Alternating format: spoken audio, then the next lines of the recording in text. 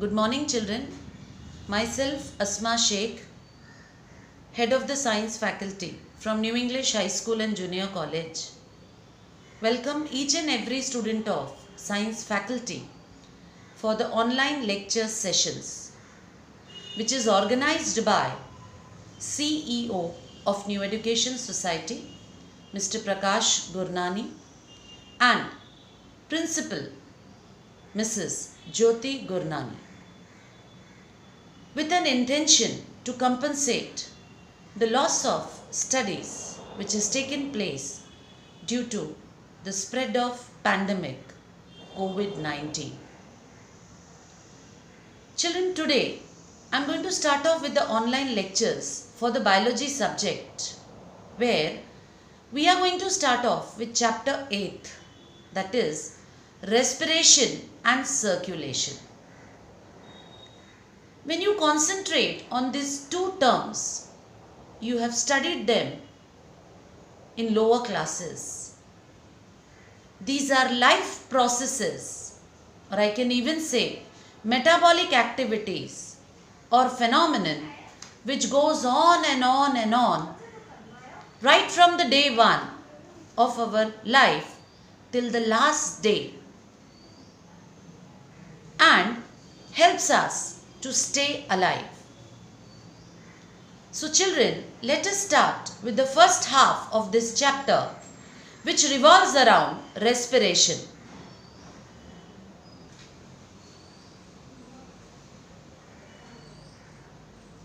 Children, when you start with the definition of respiration,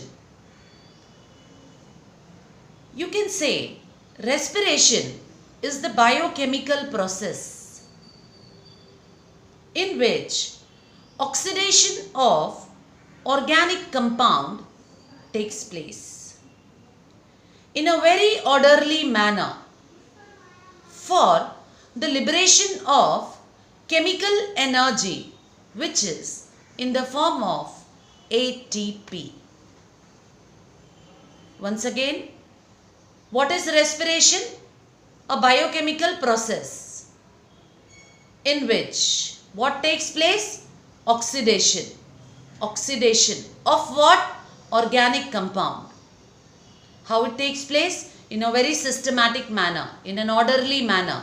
Why? For the liberation of chemical energy, which is in the form of ATP, that is adenosine triphosphate.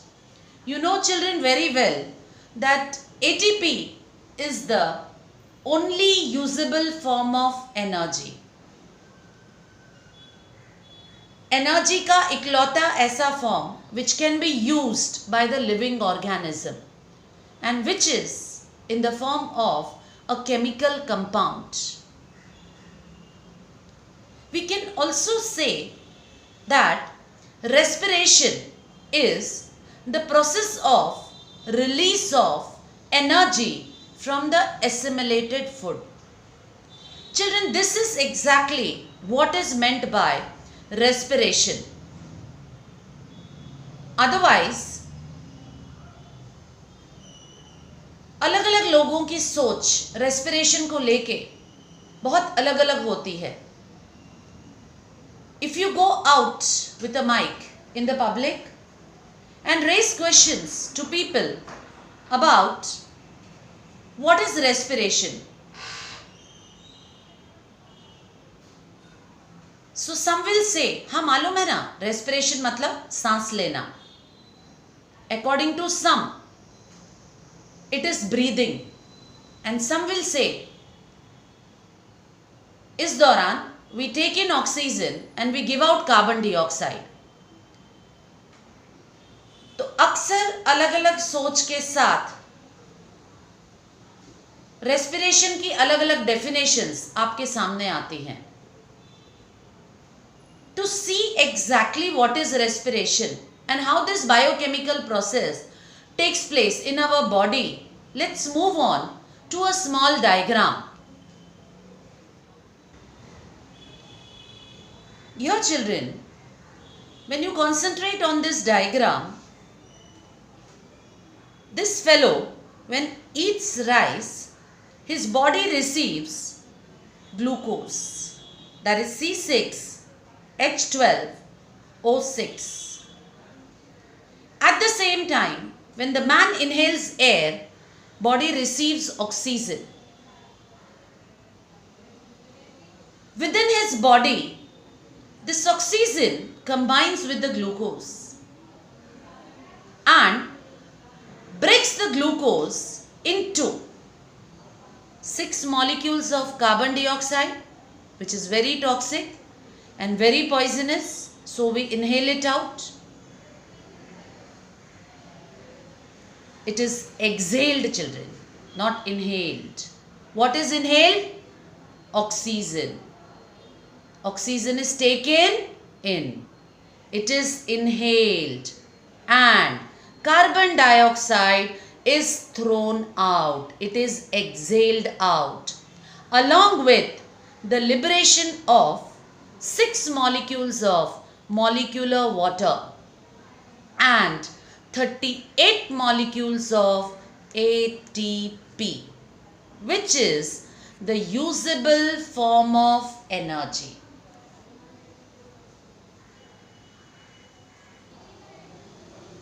So children, through the definition, it is very clear that the process of respiration starts with the exchange of gases, which is also called as breathing,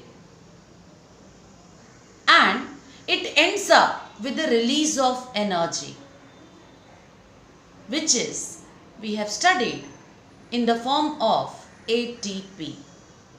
So we can summarize and conclude that the process starts with the exchange of gases or gaseous exchange, also called as breathing, which is the first step of respiration, and it ends up with the release of energy, which is in the form of ATP within the mitochondria of each cell of our body, and is called as cellular respiration, which is the second step of respiration. Now children, this gaseous exchange with which this life process starts takes place through a surface. There is a site of gaseous exchange, which is also called as respiratory surface. I'll repeat.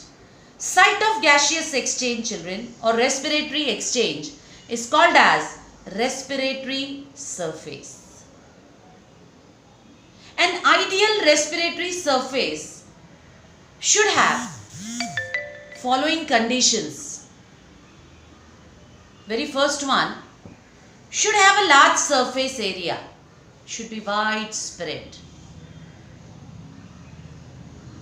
Second, it should be thin,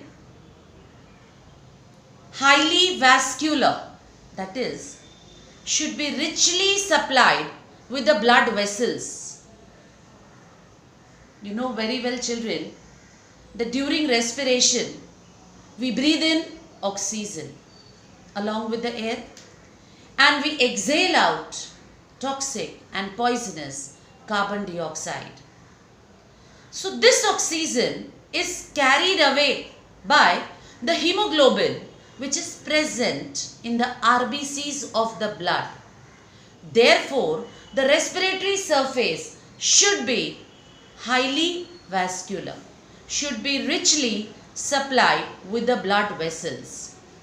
At the same time, it should be permeable. That is, it should allow the gases to go through it. And last but not the least, the respiratory surface should be moist.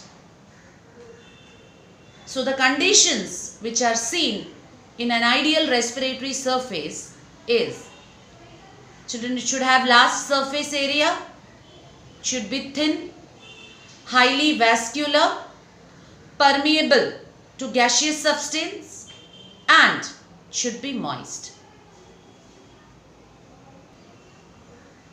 Let's move on to the next topic, which starts with gaseous exchange in plants.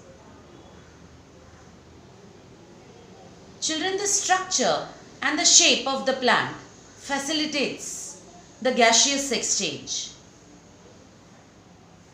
If you see, in case of terrestrial, flowering, herbaceous plant, the gaseous exchange takes place through small pores or openings, which are called as stomatas. And children, these stomatas are found either on the epidermis or on the margin or at the apex of the leaf, or found on the tender green stems and even at the roots. So gaseous exchange in plants, terrestrial, flowering, herbaceous plants, takes place through stomatas. On the other hand, if you want to study gaseous exchange which occurs in terrestrial woody, flowering shrubs and trees, it takes place through small pores which are called as lenticels. And children, these lenticels are found on the bark of the trees. Lenticels you will never see on the leaves. They are present on the bark of the trees. To understand the example of terrestrial flowering herbaceous plant, I can go with the example of rose and chrysanthemum, or to go with an example of terrestrial woody flowering shrub and tree, I can go with the example of hibiscus, that's the shoe flower. Now children, to study exactly where these stomatas and lenticels are present, we'll see a diagram.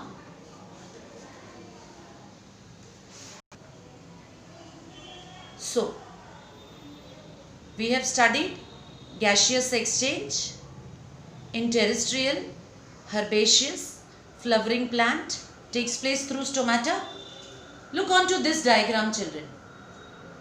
At the margin of the leaf, there is a small pore, so-called stomata.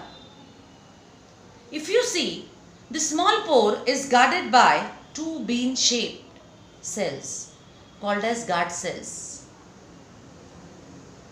So, during the process of respiration, oxygen enters in through the stomata along with the air, and CO2 is thrown out again through this stomatal opening. Whereas a reciprocal phenomenon is observed when the plant carries on photosynthesis in the presence of sunlight. CO2 enters through the stomata and oxygen is given out. So stomata serves as an important structure or part through which gaseous exchange occurs. On the other hand, when you see this woody bark, where I have drawn black dots to represent little bigger pores as compared to that of stomatas. Children, these are lenticels which are found on the bark of terrestrial, woody, shrubs and herbs. So, till now children,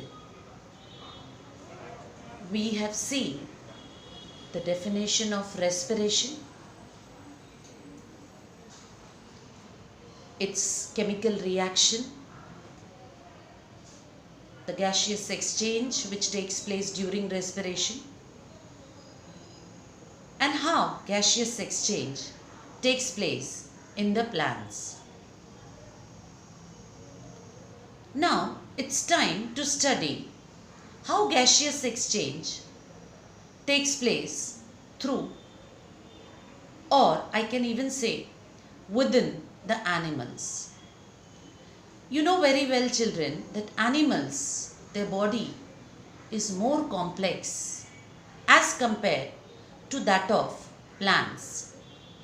Therefore, we get to see wide varieties of respiratory organs or respiratory surfaces in case of variety of animals. Let's study them through a table. A table which flows with the simplest form of animal and ends up with the most developed forms. When you start off the journey, let's take example of protozoans, poriferans and coelentrates. Children, protozoans, I can give best example of amoeba and paramecium. Poriferans, commonly called as sponges, and coelentrates, where you have studied beautiful example, very familiar examples of hydra and jellyfishes. If you concentrate on these three phylums, children, in case of protozoans, they are unicellular, microscopic, whereas poriferans and coelentrates, they are multicellular. So, protozoans, poriferans and coelentrates, all of them are aquatic. Water is must. Now these animals respires through plasma membrane. What is plasma membrane, children? It is the cell membrane, the outer membrane of the cell. So since the body is made up of only one cell or many cells, but they are of simple type, the gaseous exchange takes place through plasma membrane or the cell membrane. Moving on to the second category, which includes platyhelminths, that is flatworms.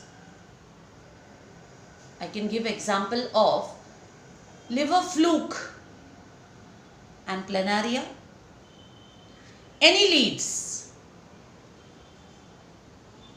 farmer's best friend, what is it? Earthworm, and amphibians. The third category, where the animals are very well acquainted to live life both on land and water. So I can say that these platyhelminths, annealids or amphibians are either aquatic or semi-aquatic, and they respire through respiratory surfaces such as either plasma membrane or the general body surface, which is moist skin.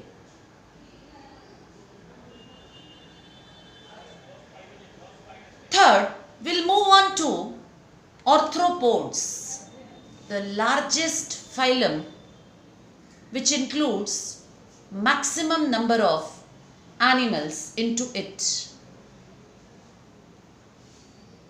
So, it includes wide variety of insects which are terrestrial and they respire through tracheal tube or spiracles. Children, if you take example of cockroach, which is a very well known common insect,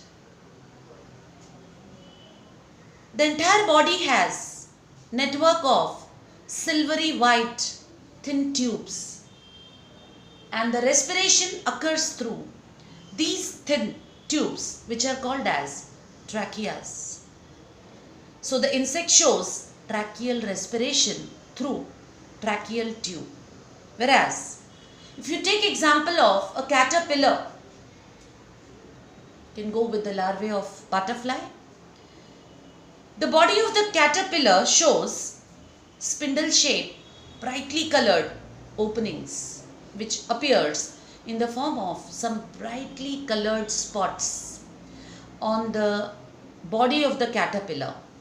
Now these spindle shaped openings are called as spiracles, through which the gaseous exchange occurs. Moving on to another category of arthropods, which includes wide varieties of spiders, even includes scorpio into it, and they all are called as arachnids. So children, these arachnids, which are again terrestrial, respires through book lungs. When you observe the structure of book lungs, it looks like a book having many perforations for the gaseous exchange. And when we take example of arthropods which are purely aquatic, I can go with beautiful example of crabs, prawns, lobsters. You get the book gills, where the organ looks like pages of books which are arranged one after another. Whereas when we step on to again amphibians, and here I am going to take two examples. One is tadpole, which is the larvae of the frog. You know children very well that the frog lay eggs in the water. The egg hatches out into a larvae which is called as tadpole, which is aquatic. So these tadpoles shows presence of internal or external. Can you just answer? The tadpoles, or another example I can give of the only tailed amphibia, that is salamander. You might have seen the pictures of salamander. Lizard-like, black, slimy animal, at times showing yellow spots over the body. At the junction of the head and the trunk, the body shows external gills. It is very beautifully seen in case of salamander. So, in case of amphibians, such as the larvae of the frog, tadpole and salamander, external gills serves as the respiratory organ. Now, we'll move on to the next category. Moving on to the next group, which includes fishes, which are purely aquatic and respires through internal gills. Gills which are present in rows, one after another. It is very beautifully witnessed in bony fishes. I can go with the example of rohu, or I can go with the example of katla. At times, the fish eaters goes to the market, lifts up the operculum to check whether the fish is fresh or not. So children, if the fish is fresh, you will see red, very red internal gills present one beneath another. And if the fish is stale, the gills will look greyish black. Then moving on to a very large category of animals, which includes reptiles, a very cold-blooded and ferocious group of animal, and two warm-blooded categories, which includes the beautiful birds and we the great mammals. So children, here in case of reptiles, birds and mammals, we see all of them are terrestrial. Birds are very well acquainted for aerial mode of life. Then too, they respire through lungs. Since we are the most developed form of animals, the respiration occurs through lungs. You can very well see and you are very well aware of that we have a pair of lungs as the main respiratory organ. Ending up the table with another beautiful example where people are mostly confused. The example is of a turtle, which is found underwater. Children, turtle is an amphibia or is a reptile?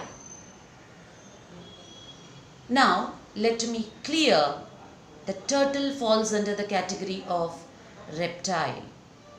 And these underwater reptiles, so-called turtles, they respire through cloaca, a very special type of elongated organ which is present at the tail region and enables the animal to respire very easily under the water.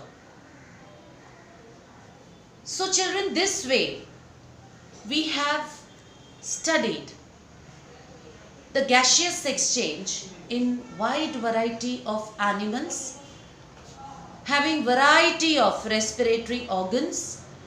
Sometimes it is plasma membrane or the cell membrane.